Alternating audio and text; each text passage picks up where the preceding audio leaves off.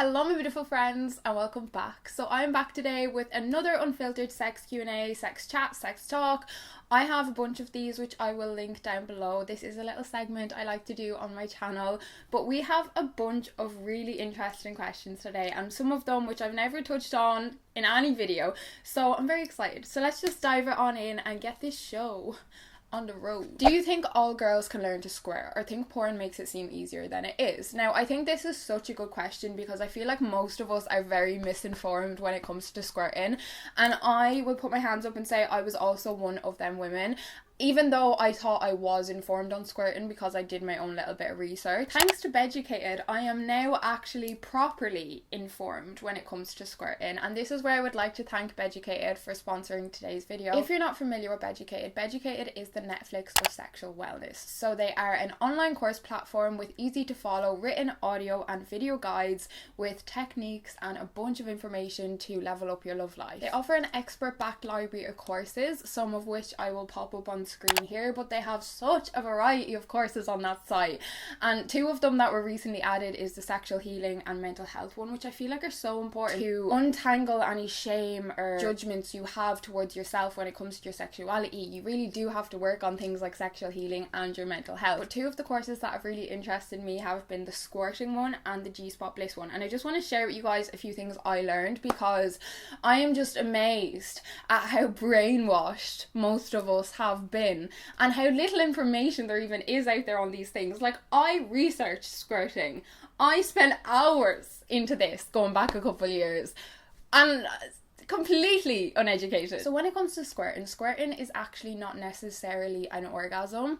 So squirting can happen without an orgasm, and it can also happen with an orgasm. So squirting in itself is not an orgasm, which I feel like is something a lot of women aren't educated about. I personally thought squirting was another form of having an orgasm. Like, I always thought when someone squirted it would be different sensations to just say having a clitoral orgasm. Another famous question is, what is squirting? What the hell is it? A lot of people seem to think that it has to eject from your body because that's what we see it doing in porn, but it actually doesn't have to do that, and this is the part that I was blown away by. It can trickle, it can dribble, it can gush, it can eject. If it feels good and there is liquid coming out of your body, it is more than likely squirting. And I was always under the impression that I have never in my life squirted. I was also under the impression that I would never be able to squirt, which we will touch on in a minute.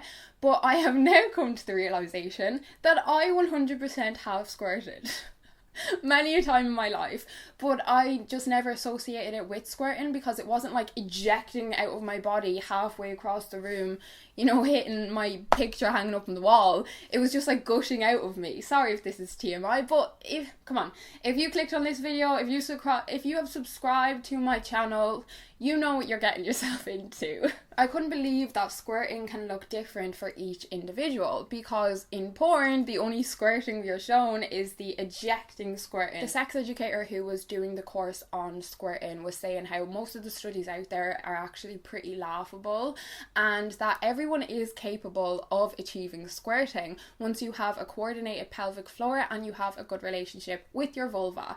So that answers your question. We are all capable of squirting, and it actually makes sense to me as well, because there was a period of time in my life where I was fully convinced I was not capable of having an orgasm, but there was this complete mental block in my head which was preventing me from having an orgasm. Then once I had my first orgasm, it was like I had unlocked this new leash of pleasure within me. Another commonly asked question is it pee? And I feel like this is something that's also used to shame a lot of women, and it puts a lot of shame in us, which prevents us from being able to fully let go when we're in the bedroom. Studies found PSA in squirt, which is the same substance that is found in male prostate fluid.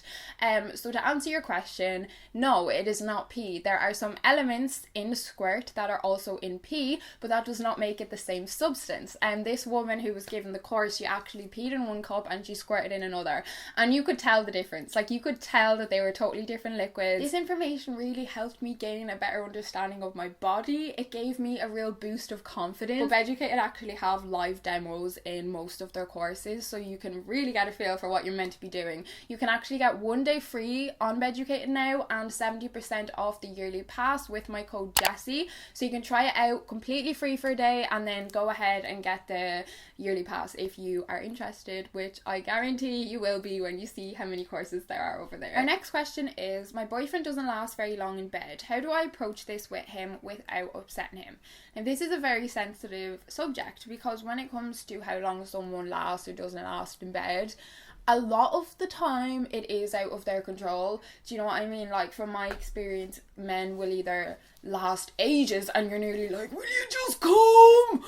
Or they're like, you know, they come pretty quick. So I feel like you have to be sensitive on how you do approach this subject, but I feel like there's so many ways you can make this work. So first of all, the first thing that comes to my head is to make him have an orgasm before you have sex. So either suck him off or give him a hand job. Once he's had his orgasm, get him to focus on you. So you can do foreplay, or else you could even masturbate and get him to watch. More than likely he's going to get turned on very quickly, and then you could have sex. Because normally when a man comes once, he will last a lot longer the second time regardless, and he'll already be quite aroused because he will have just came. So if you go straight into kind of playing with yourself or him focus on you, like, it's keeping him in the mood. If it was me, that would probably be the first thing that I would try, just to see if it makes a difference, because you're going to be able to tell very quickly, and that's a very easy situation to maneuver, because that's a situation that can just happen anyway. Or, you know, sometimes he might make you orgasm first and then you could have sex. Like, with sex, like, it's always chopping and changing what you're doing and how you're doing it. So you could even just say, I want to try something new, let's try it this way, let's just see what happens. Do you know, like, it doesn't have to be this big serious conversation where you're sitting down and you're going like, look Johnny, I really want us to be having sex for longer, I'm not happy with how short you're lasting, you're coming in 2 minutes and then I'm left there unsatisfied. Like, that's just going to kill his confidence, it's going to kill his drive in the bedroom, because his ego is going to be really hurt then. Do you know what I mean? So there's definitely so many ways to go about this. Another way is to just change up the dynamic of what you're doing in the bedroom and the pattern of what you're doing. So what I mean by that is, just say normally you guys will do a bit of foreplay and then jump straight into sex, and then he finishes and then you finish. Just say that is how it normally looks. Instead of doing that, maybe you could give each other like erotic massages, then you could give each other hand jobs, then you could go into sex, then you could go back to hand jobs, then you could go to oral sex, then go back into penetrative sex. So by switching it up will also make a big difference, because just say he is about to come, you guys are constantly switching, you're also keeping it exciting, so like, he doesn't really know what to expect, he's getting different sensations, different motions. Do you know what I'm saying? And then another thing I'd recommend is positions. So a lot of men are kind of programmed to go hard and fast because it feels best, it's going to get them to orgasm as quickly as they possibly can. You could also suggest specific positions which will help your partner slow down and do longer, shallower thrusts, which in turn will help him last longer. And this is another way you could incorporate it into the bedroom without having to have a conversation with him if you'd rather not. So you could just suggest these positions. Let's spoon, let me sit on top. So any position where you're more in control is going to be a lot better for him lasting longer. Online here it says spooning side by side, the cross, modified doggy, woman on top, lotus, and sitting in a chair are all perfect for you being in control or him not being able to get that deep. So you've got a lot of options, girl. You know, I honestly wouldn't worry about this. I know this is something that you could, if you kind of run over in your head a lot of times, you could make it into a bigger issue than it is. Like, he's clearly very attracted to you, like, he is thoroughly enjoying your sex life, you know. You might just have to make a few minor adjustments so that you are as pleased as he is. Do you know what I mean? But this is all part of being in a relationship, you know, so don't worry. Boyfriend recently confronted me about never initiating sex. How do I become more confident to initiate? Now, I feel like this is one a lot of women will relate to, and I have been in your position before. I feel like the most important question you have to ask yourself is why? Why are you not initiating, and what is holding you back? Because that answer is going to be different for everyone. In my personal situation, it was in a previous relationship, and the reason why I was not comfortable initiating was because anytime I did initiate, I was rejected. So that then created this thing in my head, like a mental block that I wasn't even aware about until this conversation was brought up, where didn't want to initiate because I had this fear of rejection, because it had happened a number of times with this partner, and they weren't even really aware of this. Like, they didn't see that was the case, but it just happened to be that anytime I tried to initiate, they were exhausted or X, Y, or Z. Do you know what I mean? So first of all, I feel like you've got to identify the root of the problem. Is it a fear of rejection?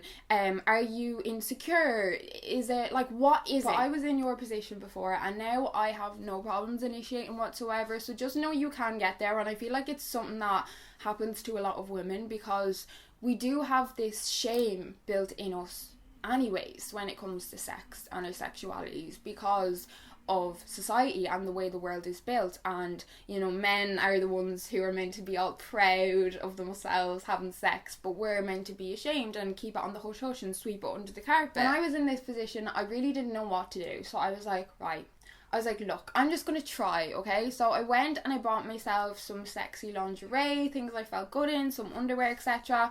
And then I was like, look, I am not going to gain confidence doing this until I do it and I'm not rejected. So that's what I did. So literally I just picked a day. So on that day I was like, right, you know, I'm feeling it today. I've got a little pep in my step. And I think all I did was, like, I just lay on the bed with my vibrator and I waited for them, and then ta-da! So that was me initiating, but it was very subtle, okay? And I feel like that's where you've got to start. You've got to start subtle, because you don't have the confidence at the minute, and that's okay. And we only gain anything with practice. Do you know what I mean?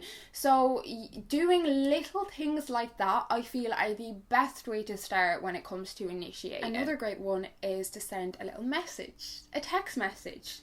Also, you know, it's indirect, it's not to your face, you know, you can hide behind the screen, but you can just express that when they come home, or when you see them, or whatever it is, like, you know, you can't wait to, like, rip their clothes off, or I don't know, whatever you want to say. But I feel like little steps like that are your best bet in building confidence. So tips on how to make sex better for boyfriend while using condoms. Okay, so my best tips for this one is, so even though most condoms do come lubricated, they're not lubricated enough. So add a couple drops of lube. Now, your best bet is using a silicone-based lube. Do not, under any circumstances, use an oil-based lube, because an oil-based lube will break down the latex. So either a water or a silicone-based, but a silicone-based will last longer. And all you need to do is drop, like, 3 or 4 drops on the tip of the penis, and then put the condom on, and then it will, you know, kind of make its way around all the places it needs to be. Adding an extra couple drops of lube will help reduce friction, which will enhance physical sensations. So this is where it's going to make it so much more enjoyable, because it's that friction that's going to be not enjoyable for him, if anything. So 2 more tips with this. One would be to take advantage of high friction positions like doggy or side to side, because research shows that these are super stimulating for guys. So I mean, you give a guy doggy style, he's not going to last 2 minutes anyways. I give him 3 with a condom. And then also indulge in the variety of condoms there are out there. Like, there are so many kinds for a reason. Try the rib, try the studded, try the super thin. There are condoms so thin that you can hardly even see there's a condom on him. So yeah, go into, like, Boots or wherever, you and your boyfriend, and kind of make it exciting. Be like, oh, like, what should we try? Like, do you know what I mean? And you can make it fun. Like, it doesn't have to be this thing of, like, oh, like, gotta put the condom on. Like, you can make it sexy. Like, make it sexy. I enjoy sex even though I rarely orgasm. Is this normal? Yes, 100%. I think I was having sex for like 4 years before I ever had an orgasm, and I wasn't having bad sex. Do you know what I mean? Like, I hate this kind of idea that to have good sex you have to have an orgasm. I feel like the point that people are missing is it's when women's orgasms get completely forgotten and they get completely left behind. That's what pisses me off. That's what angers me, when they're seen as if they don't exist. Do you know what I mean? Some of my best sex has involved not having an orgasm, because for me, sex, penetrative sex, and then having like a clitoral orgasm are 2 completely different kinds of sensations. They're 2 completely different kinds of feelings. Like, I would often have an orgasm before sex and I'm just dying for sex, because I'm not getting satisfied in the same way. So I'm getting one kind of satisfaction from my orgasm and I'm getting another kind of satisfaction from having sex. So yeah, you can 100% have sex without orgasming and be having a fucking blast, honey. Which I feel follows into our next question pretty well, which is, how old were you the first time you used a sex toy? So I was 18, I want to say, the first time I used a sex toy, and I did not have an orgasm the first time I used a sex toy, but the first orgasm I did have was using a sex toy. The first few times I used a sex toy, like, it was just way too much. Like, the pleasure, the sensations, but it wasn't pleasure, okay? I didn't see it as pleasure then. It was just so intense. Like, I remember the first time using the sex toy, like, I was holding it and I'd keep putting it on, taking it off, and I'd be like, oh, what's happening? Like, it was just a whole new world for me. But yeah, I remember when I got my first sex toy, like, I spent like a couple of weeks, like, just trying to get used to the sensations of it, because obviously, like, if you've never used a sex toy, it's completely different to your hand or another person. It's so different. But I will never forget the first time I orgasmed. So I was using my toy every night, just like, you know, testing it out. And then I remember one day I was just like, oh, I'm just gonna, you know, try it again. I think it was like the middle of the day. I remember it being bright, like my curtains were fully open. And I was really relaxed. And that is like one thing that I just remember. Like, I was not stressed. I was just like, I'm just gonna lie here. I don't have anywhere to be. I don't have anything to do. And I just want to feel good endorphins. Do you know what I mean? And very quickly I came to orgasm, and it was like an explosion in my body. Like, it was like a rush through my whole body. And I remember hearing people talk about it before, and I was like, this is it. This is freaking it, because I never knew if I did or didn't have an orgasm up until that point. And I feel like that's always like a real tell sign. If you're unsure if you've not had an orgasm, you've not had an orgasm, because there are no questions if buts or whys when you have an orgasm and the sensations through your body. Do you know what I mean? Like, I don't know what I had reached prior to that. Like, I had probably gotten very close to orgasm, but it wasn't orgasm. Anyways, I remember after my first orgasm, I was just literally lay there like, my body can do that. I can feel like this. And I remember I was like, I want to go again. So I tried again, and my clit was way too sensitive. That toy was not getting back on her. No way. I'd actually be very interested in knowing how many women's first orgasm was through a toy or through like a hand, or some other kind of form. Normally when I do these videos, the questions aren't for me directly. They're normally more general, but a few of you guys have asked questions for me directly. So one of you guys said, how long do you like to wait to have sex in a new relationship? And I was thinking about this last night, because I was like, God, that's a good question. Like, I've never even thought of that, because I never have a time frame in my head. Like I always say, do it when it fucking feels right. If it feels right, if you're comfortable, if you want to go for it, do it then. And that is genuinely what I have always done. But when I thought back to it in my head, it has been the same time period. So it's been 2 to 3 months. And I find that really funny. So even without me meaning to have done it, that has consistently been the time period. And I think maybe what that is that's me trying to gauge like our connection based without sex, because I feel like once you throw sex into the mix, well, this is me personally, like I can't speak for anyone else, but like and this is why I was never able to do like just a one night stand or just casually sleep with people, because I get attached. Like, if I sleep with you, like, I will get attached. I will become invested, and so I like to kind of gauge our connection and what potential this has before having sex, because I know once I have sex with someone, I have then entered into a new ball game. So I feel most strong in myself before I have sex with someone.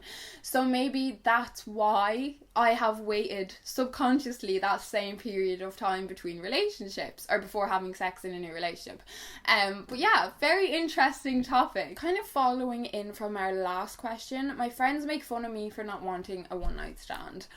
Honestly, the only thing I have to say there is you need to get yourself some new friends. They are not good friends, they are not genuine friends, they are not oh fucking hell, like I cannot stand when people judge others for their sexual choices or their sexual decisions. Like, are you for real? Like, what is your problem? Like, how can you have a problem with what someone does or doesn't want to do in the bedroom? Like, that is just beyond me.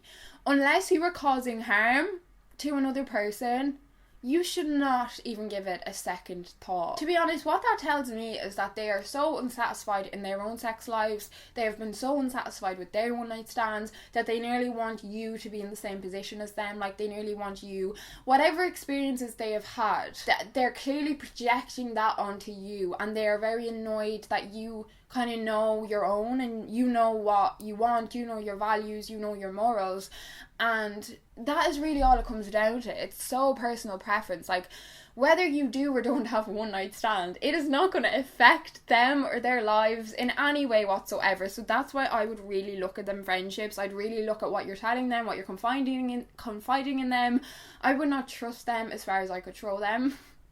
Quite extreme, Jessica, from one little comment, but that, honestly, like, if I ever had a friend say something like that to me, it would tell me everything about their character. You do your thing, keep yourself safe. I'll do my thing and I'll keep myself safe. Once you know your friends are being safe, then off with them. Anyways, I just had a text from Dermot. We're meant to be getting food. I am very late, very behind. I've gotten carried away myself, so I'm gonna wrap it up here. But don't forget that you can use my code Jessie on Beducated for 1 day free and 70% off the yearly pass. And that discount is not just for the first year, but for a lifetime, my darlings. But yeah, I really hope you enjoyed, and I can't wait to see you all in my next video.